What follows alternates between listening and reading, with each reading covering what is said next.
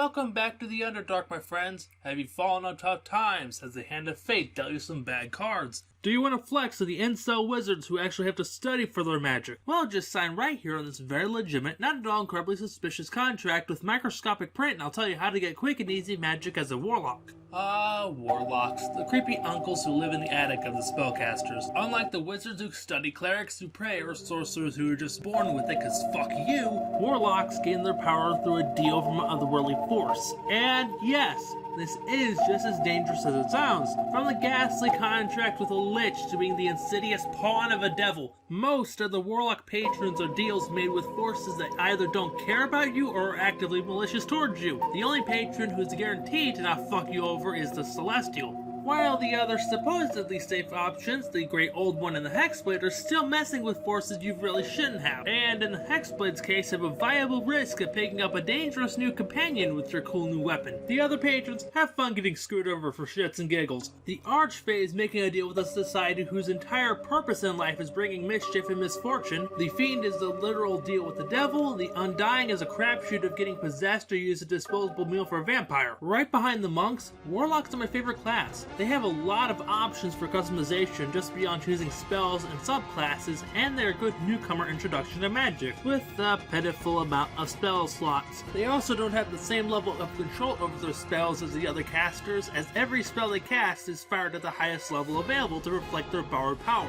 which is always reassuring that whatever you point a spell at is going to drop dead, whether you want that to happen or not. To make up for the very small amount of spell slots, warlocks regain their magic on a short rest, meaning they will always have one trick up their sleeves. At first level, warlocks are given proficiency in light armor and simple weapons, as well as 2 proficiencies from a selection of arcana, deception, history, intimidation, investigation, nature, and religion. And they get handed some equipment like a few weapons and a pack of supplies so they aren't starting completely naked. And since they are spellcasters, warlocks are also handed 2 cantrips and 2 first level spells from the warlock spell list, as well as 2 spells given to you by your patron, who will also give you 2 more spells at 3rd, 5th, 7th, and 9th level. And while you only have a single spell slot for now, that cantrip and spell selection are fantastic, with spells like Hellish Rebuke and Charm Person being pretty neat, and excellent cantrips like Chill Touch to nullify healing, Mage Hand for all your hand-related needs, and the signature cantrip of Warlock's Eldritch Blast. A lot of people like to joke about every Warlock taking Eldritch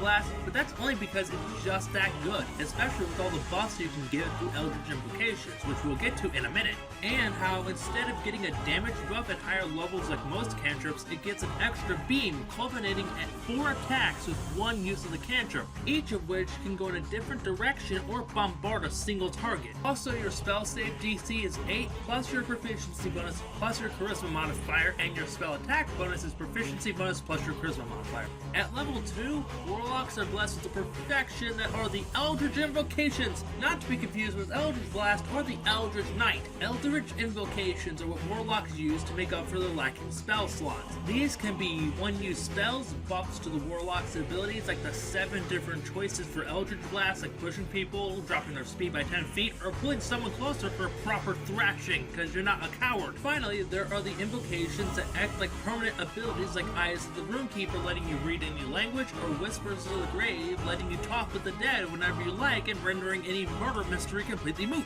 Not all of these are available from the start, as certain invocations require prerequisites to be made before you can take them, such as a level cap. You also gain more invocation slots as you gain levels, but for now you only have 2, so choose wisely. At 3rd level, warlocks get a pact boon for even more customization. When they reach this milestone, they have 3 options to pick from, each with their own invocations to further boost their abilities. The Pact of the Blade basically gives you a shape-shifting keyblade that you can summon with an action and dismiss at will. It counts as magical, meaning it overcomes resistances to non-magical weapons, and if there's a magic weapon you're really intent on keeping with you, you can bind it to your pact weapon with a special hour-long ritual. And if you want to give the pact weapon a straight upgrade, take the improved pact weapon invocation. It gives a boost of damage, can be used as a spellcasting focus for warlock spells, and can shift the weapon into a short bow, longbow, light crossbow, and heavy crossbow. The second option is the Pact of the Chain, which gives you the Find Familiar spell as a ritual ritual, meaning you don't need to worry about spell slots, and when you cast it, you can pick one of the normal options, or you can pick from Pseudo-Dragon, Quasit, Sprite, or Imp.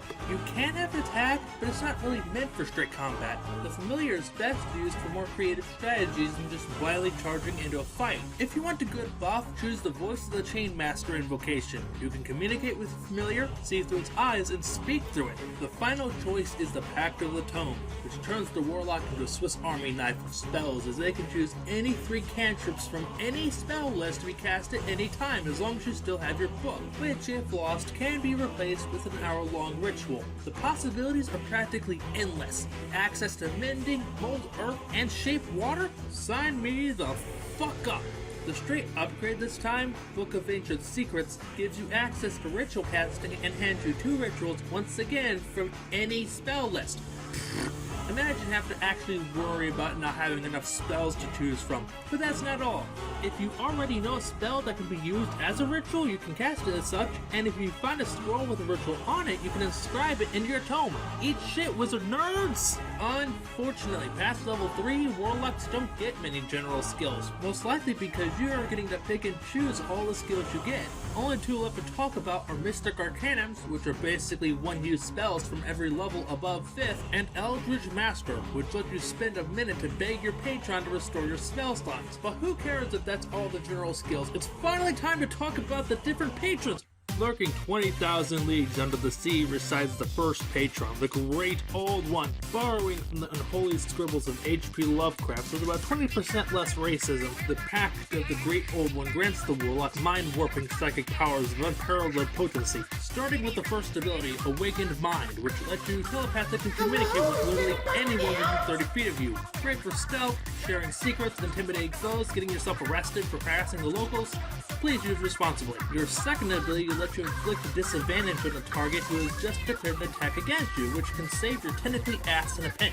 Level 10 brings a triple dose of effects with an immunity to non-consensual mind reading, a resistance to psychic damage, and any psychic damage inflicted upon you is also struck upon the caster. Your final ability lets you enslave a victim of your choice to your will, permanently. Nothing evil to see here. Not too keen on a patron who doesn't know or care you exist? That's fair enough. Would you like a patron who doesn't take the utmost joy in making the lives of you, your friends, and everyone around you a living hell? Well, too bad, here's the Pact of the Archfey. To reflect your dick of a patron, all of your abilities are built around being an utterly obnoxious prick. Starting at level 1, you get a single casting ability that charms or frightens, your choice, anyone within a 10-foot cube. For the record, all abilities gained from the Archfey are single-use abilities, save for 1, but on the flip side they all come back on short rests, including your second ability, which pulls a favorite trick from the Fey, letting you teleport up to 60 feet away upon taking damage. Also, when you do this, you're also completely invisible until the start of your next turn. Level 10 grants you your only passive ability, granting immunity to charms, and any fool who does attempt to charm you will get their own spell turned on them. Your final ability throws your victim into a pocket dimension for some quick and easy shell shock they're sure to never forget. The Pact of the Fiend is perfect for those just getting into D&D, as most of the abilities given to you are pretty easy to understand and designed to keep you kicking, even if, for all intents and purposes, the creature you just made a pact with wants to see you fail.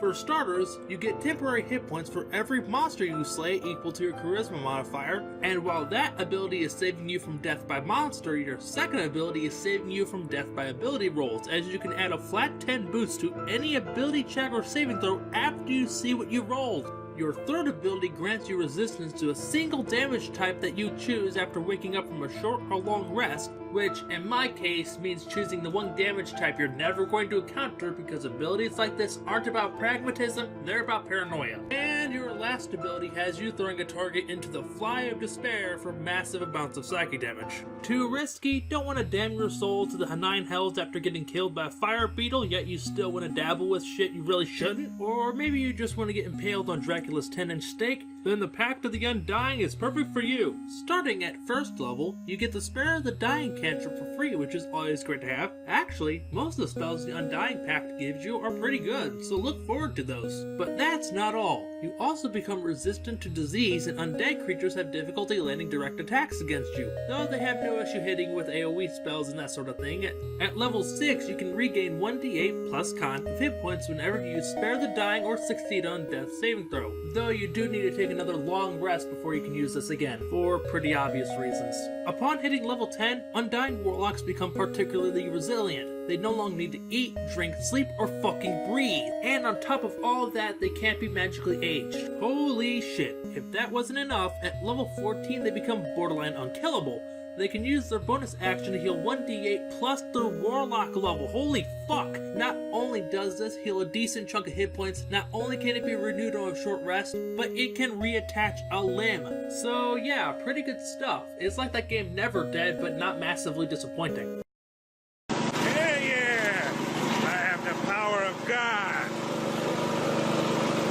If my awkwardly inserted reference wasn't indicative enough, the Pact of the Celestial grants you the power of Holy Magic. Starting at level 1, you get the Light and Sacred Flame cantrips for free. And as if getting access to Cure Wounds every time you finish a short rest wasn't busted enough, Pact of the Celestial also gives you a second healing ability. You're handed a pool of d6 dice equal to 1 plus your Warlock level, and these dice can be used on any creature within 60 feet of you. However, the amount you can use on one creature is only equal to your Charisma modifier, and you get this ability back on a long rest. Your second ability is pretty neat, as you get resistance to radiant damage, and you get bonus damage equal to your Charisma modifier whenever a spell uses fire or radiant damage, such as the previously acquired Sacred Flame. Hint, hint. At 10th level, you get temporary hit points equal to a Charisma modifier plus Warlock level every time you wake up from a short or long rest, and you can give this bonus to up to 5 other people, though it's only equal to Charisma plus half your Warlock level in that case. This is just bullshit. Speaking of bullshit, the Celestial's final ability makes the simple act of knocking you unconscious a dangerous feat. If that happens, when you have to make a death saving throw at the start of your turn, you regain half your hit points, you can stand up, and each creature within 30 feet of you takes 2d8 plus your Charisma modifier and radiant damage. You can only use this once per long rest as a meager form of balance, but still, holy shit. But as cool and as ridiculously powerful the Celestial Warlock is, it's not my favorite. Not by a long shot. That would be the final patron, the Pact of the Hexblade. This is not to be confused with the Pact of the Blade, though taking this subclass does let you use martial and two-handed weapons with the Pact weapon. You also get proficiency in medium armor, so you can actually take a couple hits. That's cool and all, but that's not why you picked this class. The main trick of the Hexblade is the Hexblade Curse, which is not to be confused with the Warlock spell Hex that curses your opponent. Totally different. This wonderful ability gives you bonus damage against the victim of your curse, as well as making 19s on the d20 counts as crits against them, and when you slay your target, you get temporary hit points. This is all for level 1. It also comes back on a short rest, so go nuts. At level 6, if you slay a humanoid, no hex required, you can raise them as a specter in your service. They're kind of frail, only getting hit points equal to half your level, but they can do some seriously nasty damage, and every hit a Spectre lands drains the target's hit point maximum. Fun! At 10th level, you can use Epitaph to foresee the attacks of any Hexblade cursed target, and if they ever direct an attack towards you, roll a d6. If it lands with a 4 or higher, King Crimson erases time and the attack misses completely no matter what. This goes on until they drop dead, that is, until level 14, when you can forsake the temporary hit points to have your curse jump to another target after killing the first one and repeat the process all over again. If I wasn't clear enough, I love Warlocks to death. I find they're a great introduction to magic for newcomers, and they can provide a lot of interesting characters and character roles. But hey, that'll do it for today, and I hope to see you all next time!